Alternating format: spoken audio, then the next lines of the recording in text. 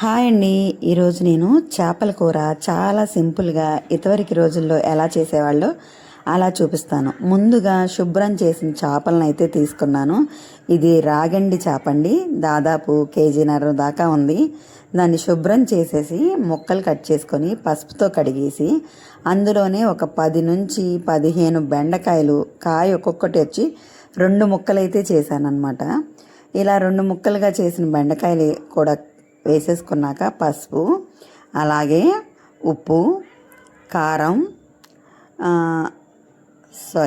టమాటాలు 2 మిక్సీ వేసాను అనమాట.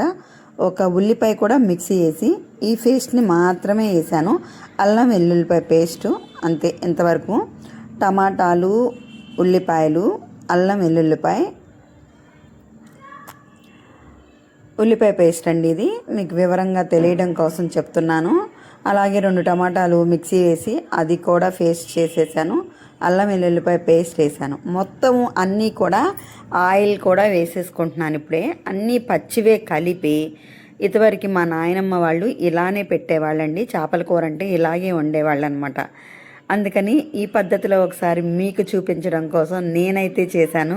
అదే టేస్ట్ వచ్చేలాగా అన్నీ వేసుకున్నాను. కారం కూడా వేసేసుకొని ఇప్పుడు ఆయిల్ కూడా ఇప్పుడే సరిపడా ఆయిల్ కూడా వేసేసుకొని అన్నిటినీ ఒకసారి తిప్పుకోవాలి. చూసారా ఎంత సింపుల్గా ఎంత ఈజీగా ఉంటుందో. టేస్ట్ కూడా అంతే ఉంటుందన్నమాట. నెక్స్ట్ లెవెల్ ఉంటుంది. అన్ని ముక్కలకి పట్టేలాగా కలుపుకోవాలన్నమాట. ఈ చేపలో అస్సలు ముళ్ళు ఉండవండి. చేప చాలా పెద్ద చేప, అందులోనూ రాగండి, అస్సలు ముళ్ళే ఉండదు. ఇలా కలిపేసుకున్నాక ఆయిల్ కూడా వేసుకున్నానండి. నేను టేస్ట్ కోసం శనగ నూనెని అయితే వేశాను. శనగ నూనెతో చేపల కూర ఒక్కసారి వండి చూడండి, ఎంత రుచిగా ఉంటుందో మీకే తెలుస్తుంది. అన్నీ కలిపేసి ఇప్పుడు పొయ్యి మీద పెట్టేసుకుంటున్నానండి. చింతపండు పులుసు కూడా వేసేసుకున్నాను. ఇప్పుడు స్టవ్ ఆన్ చేసి స్టవ్ మీద పెట్టుకుంటాను.